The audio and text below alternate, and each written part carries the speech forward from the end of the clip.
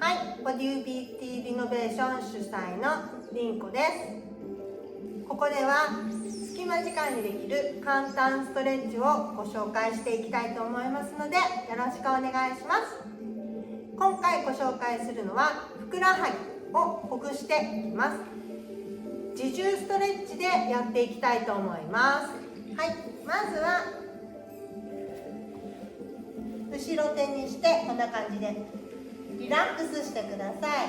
右足からほぐしていきたいので、右足からいきますね。そしたら左の膝の上に右を乗せていきます。そしてこのままぐりぐりとぐりぐりと、まずはふくらはぎの真ん中からいきましょう。ぐりぐりとぐりぐりして、少しずつ足首の方に下ろしていきます。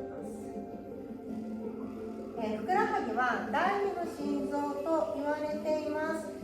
ふくらはぎが動いていないと、使えていないと血液を元に戻すことができません。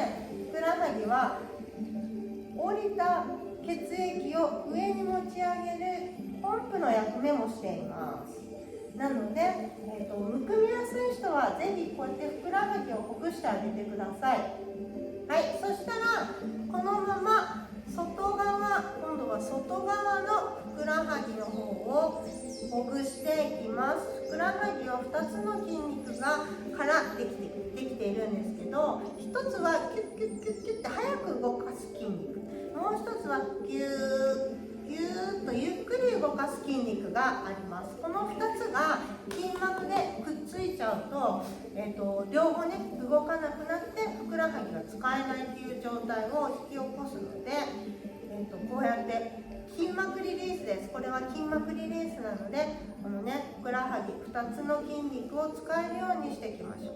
はい、そしたら今度は内側の方もほぐしていきます。ただこれだけね、テレビを見ながらちょっとねブレイクタイムをお茶を飲みながら、コーヒーを飲みながらこうやってほぐしてあげるといいですね。あと疲れた時、歩きすぎた時なんかもこうやってほぐして寝てあげると次の日楽になるので、やってあげてください。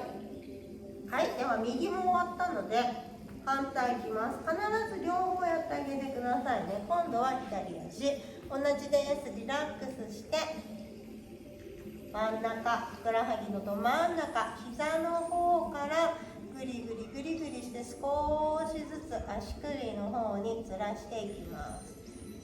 で、テレビね見ながらとか、こうやって YouTube 見ながらやってください。ね、こういう風に空いた時間にできるストレッチをこれからもご紹介していきたいと思ってます。